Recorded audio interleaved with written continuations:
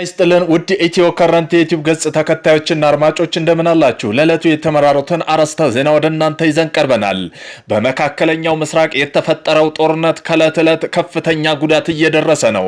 በዚህም በኢራን የሚሳኤል ጥቃት 5 የአሜሪካ የጦር አውሮፕላኖች መውደማቸው ተነግሯል። በዚህም ጉዳይ ዜና ትንታኔ ያካተናል። ቆይታችሁ መሰሙት ይሆናል።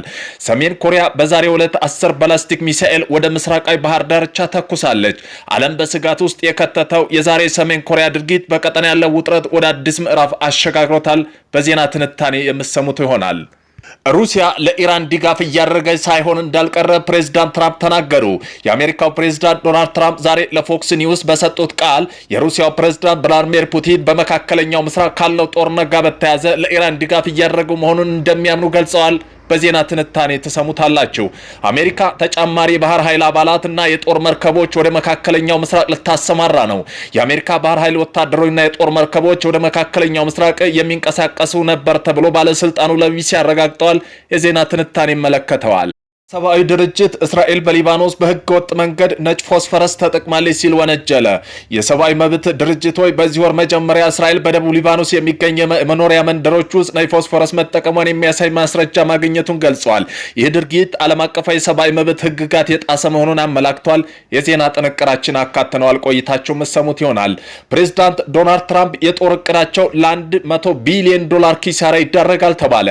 አሜሪካና እስራኤል ኢፒክ ፋሪ ሲሉ የጠሩት ዘመቻ በአሜሪካ ላይ ከፍተኛ ኢኮኖሚ ጫና መፍጠሩ ተገልጿል። በአሜሪካ በተለይ ነዳጅ ዋጋ በነበረበት በላይ መጨመሩ ነዋሪዎች ተናግረዋል። ቀጣይ ሳምንት 1.5 ዶላር ይጨምራል የሚል ስጋት ፈጥሮባቸዋል። በዜና ትንታኔ ያካተነዋል። ቆይታችሁ የምትሰሙት ይሆናል። አሜሪካ በሆርሙዝ ስርጥ ለሚንቀሳቀሱ መርከቦች የ20 ቢሊዮን ዶላር መድህን አቀረበች። በኢራንና በአሜሪካ መካከል እየተካሄደው ጦርነት የቀጠናው የባህር ንግድ ባሰጋበት በዚህ ወቅት ዋሽንግተን ሆርሙዝ ስርጥ የሚንቀሳቀሱ የነዳጅና የጋዝ ጫኝ መርከቦች 20 ቢሊዮን ዶላር የመድህን ዋስትና ማቅረቡ አስታውቃለች። በዜና ጥንቅራችን የምሰሙት ይሆናል። አዘርባይጃን ዲፕሎማቶቿን ከኢራን እያስወጣች መሆኑን አስታወቀች። በዚህም ጉዳይ የዜና ጥንቅራችን አካተናል። ቆይታችሁ የምሰሙት ይሆናል። እነዚህን የመሳሰሉ አርዕስተ ዜና ወደ እናንተ ይዘን ቀርበናል። ቤተሰብ ለመሆን ላይክ፣ ሼር፣ ሰብስክራይብ ማድረግውን እንዳይረሱ። ወደ መጀመሪያው የዜና ትንታኔያችን ስናልፍ በኢራን ሚሳኤል ጥቃት 5 የአሜሪካ የጦር አውሮፕላኖች መውደማቸው ተነገረ። ኢራን በሳውዲ አረቢያ የሚገኘው የልዑል ሱልጣን አየር ማረፊያ ላይ በሰነዘረችው የሚሳኤል ጥቃት 5 የአሜሪካ ጦር አውሮፕላኖች መውደማቸውን የአሜሪካ ባለስልጣን አስታውቋል። ሮይተርስ የዜና ወኪል ዌል ስትሪት ጆርናል መረጃ ጠቅሶ ዛሬ ረፋዱ ባወጣው ዘገባ ጥቃቱ ያረፈው የነዳጅ አየር ላይ የሚሞሉ 5 ግዙፍ የአሜሪካ የጦር አውሮፕላኖች መሆኑን ሁለት ከፍተኛ የአሜሪካ ባለስልጣን አረጋግጠዋል። ኢራን በክልሉ የምትሰነዝረው የአጸፋ እርምጃ እያየለ በመምጣቱ በተለይ በእስራኤልና በሳውዲ አረቢያ በተባበሩት ኤሚሬት የሚገኙ የጦር ተቋማት ላይ ያነጣጠረ ጥቃት ተባብሶ ቀጥሏል። ይህ ክስተት በመካከለኛው ምስራቅ ያለውን ውጥረት ይብለጥ ሊያባብሰው እንደሚችል ስጋት ፈጥሯል። ሰሜን ኮሪያ በዛሬው ዕለት 10 ባላስቲክ ሚሳኤል ወደ ምስራቃዊ ባህር ዳርቻ ተኩሳለች። ዓለም በስጋት ውስጥ የከተተው የዛሬ ሰሜን ኮሪያ ድርጊት በቀጠናው ያለው ውጥረት ወደ አዲስ ምዕራፍ አሸጋግሮታል። ሰሜን ኮሪያ ቅዳሜ መጋቢት 5 2018 ዓ.ም 10 የሚደርሱ አጫጭር ርቀት ተተኳሽ ባላስቲክ ሚሳኤል ወደ ምስራቅ የባህር ክልሏ መተኮሷ የደቡብ ኮሪያ ጦር አስታውቋል። ሚሳኤሎቹ ከዋና ከተማ ቢዮንግያንግ አቅራቢያ ተተኩሰው ባህር ላይ ከማረፋቸው በፊት 350 ኪሎ ሜትር መጓዛቸውን የደቡብ ኮሪያ ጥምር ኢታማጆር ሹም ገልጸዋል።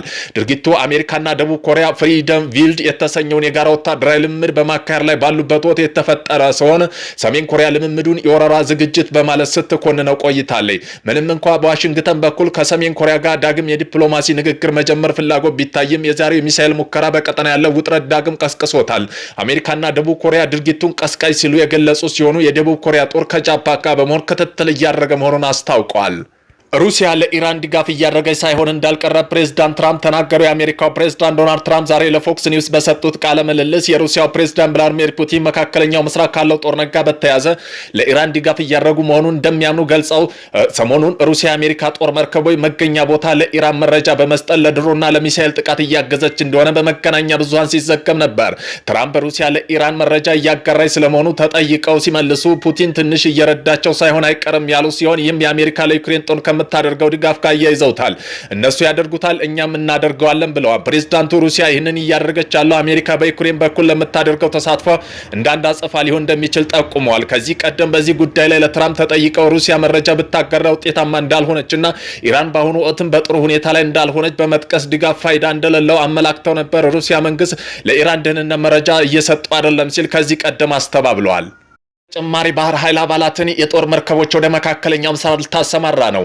አሜሪካ ባህር ኃይል ወታደሮችና የጦር መርከቦች ወደ መካከለኛው ምስራቅ የሚንቀሳቀሱ ነበር ተብሎ ባለስልጣን ለቢሲ ያረጋግጠዋል።